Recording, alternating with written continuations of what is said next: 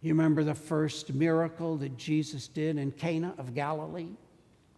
Wedding feast. They ran out of wine.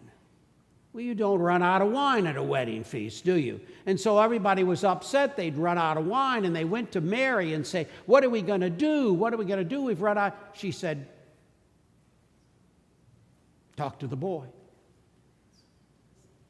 They went over to Jesus, and he saw the water pots. They were used for purification in the Jewish rite, and there were 6 water pots. And the scholars tell us that probably water pots of this kind were contained about maybe 25 gallons in each one.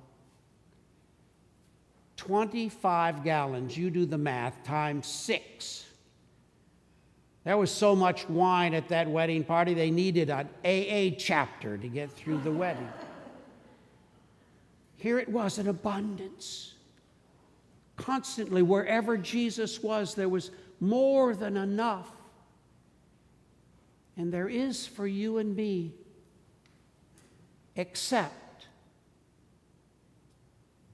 that you and I have in our dominant culture a mentality of scarcity, and we forget the gospel of abundance.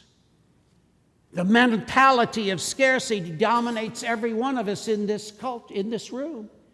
You can't live in America today without feeling like you don't quite have enough. You need just a little bit more. Oh, they have more and they have more. We need a little bit more. Some people can even name it. If I only had X amount more, I'd be happy. You see, that infects all of us, that thesis of the dominant culture that there isn't enough. There isn't enough for me. Maybe there's enough for you, but there isn't enough for me. And that makes me deny the possibility of my being blessed and able to share with others part of what I've been given.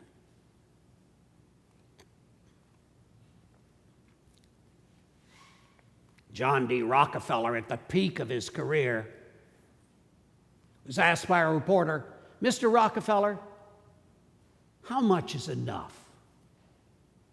And he responded, "Just a little more than I've got."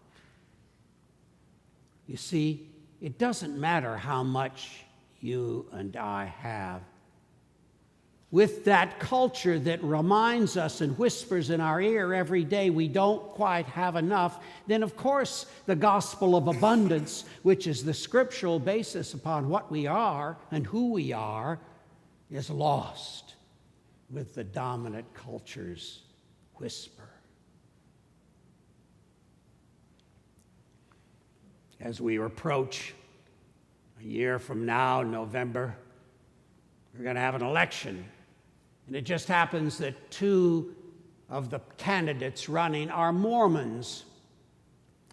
I've been privileged to know one of the 70 for the last few years in my work in New York, one of the 70 elders who runs the Mormon church. And he told me one time, he said, every Mormon grows up learning these 3 things.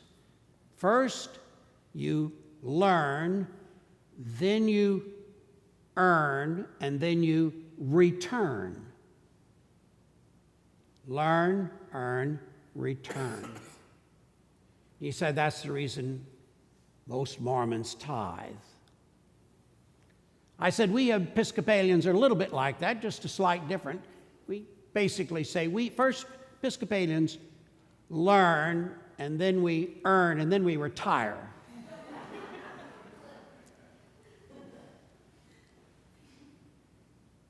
My wife went to a prep school when she was young in New Hampshire. Part of the prep school was to teach these young women manners, and on Wednesday night it was a formal dinner party in the prep school, and there were knife and forks in various places and glasses and uses of cloth napkins, etc. And she said one thing she remembers so well is they never would let you say, I'm full.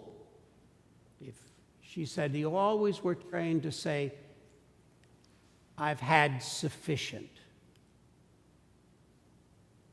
Wouldn't it be wonderful if you and I could say to ourselves right now, I have sufficient? We do. Oh, we don't believe that because the dominant culture tells us otherwise. But we do have sufficient. Nobody in the culture ever in the world has ever had as much as you and I have. This culture is the richest culture in the history of the world, and yet we're dominated by a way of thinking that says scarcity, there's not enough for me. I won't have enough. That's the reason this church, its central purpose is to declare the gospel of abundance, because we need to be reminded when we go out the door, we'll lose it very quickly. We lose very quickly a gospel of abundance in a culture dominated by a mentality of scarcity.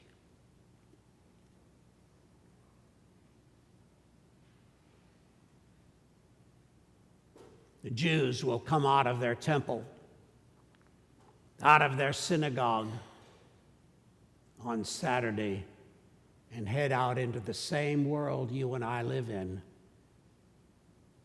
But they will have heard the story of Jonah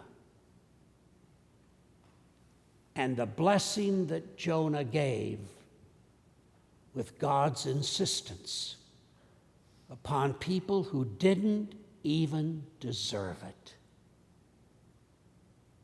But they were transformed when blessed. You and I are called no less than Jonah to give a portion of the blessings we've been given to the needs and wants of others. Help us, Lord, to have the courage and the presence of your Spirit to not be dominated by a mentality of scarcity, but with a gospel of abundance, that we too, like Jonah, might share our blessings and step up to St. Paul and its needs. Amen.